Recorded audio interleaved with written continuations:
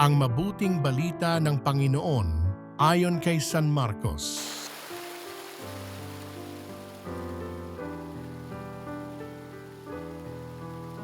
Noong panahong iyon, bumalik si Jesus sa Capernaum at kumalat ang balitang siya'y nasa kanyang tahanan.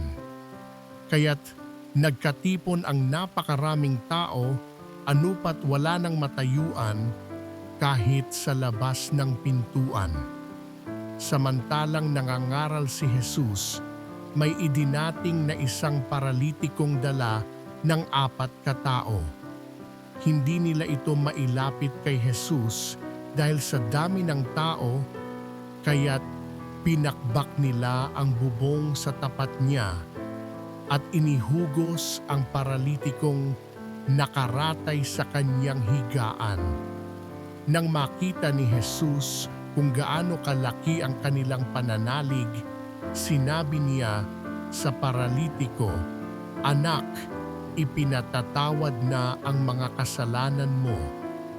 May nakaupo roong ilang eskriba na nagsaloob ng ganito, "Bakit nagsasalita ng ganito ang taong ito? Kalapastanganan sa Diyos iyan, hindi ba't Diyos lamang ang makapagpapatawad ng mga kasalanan?"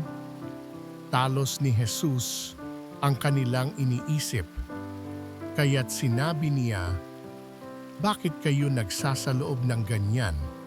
Alin ba ang lalong madali, ang sabihin sa paralitiko, ipinatatawad na ang mga kasalanan mo, o ang sabihing, tumindig ka, dalhin mo ang iyong higaan at lumakad ka? Patutunayan ko sa inyo na dito sa lupa, ang Anak ng Tao ay may kapangyarihang magpatawad ng mga kasalanan." Sinabi niya sa paralitiko, "Tumindig ka, dalhin mo ang iyong higaan at umuwi ka." Tumindig naman ang paralitiko, binuhat ang kanyang higaan at umalis na nakikita ng lahat. Sila'y pawang ng gilalas at nagpuri sa Diyos. "Hindi pa kami nakakikita ng ganito," sabi nila. Ang mabuting balita ng Panginoon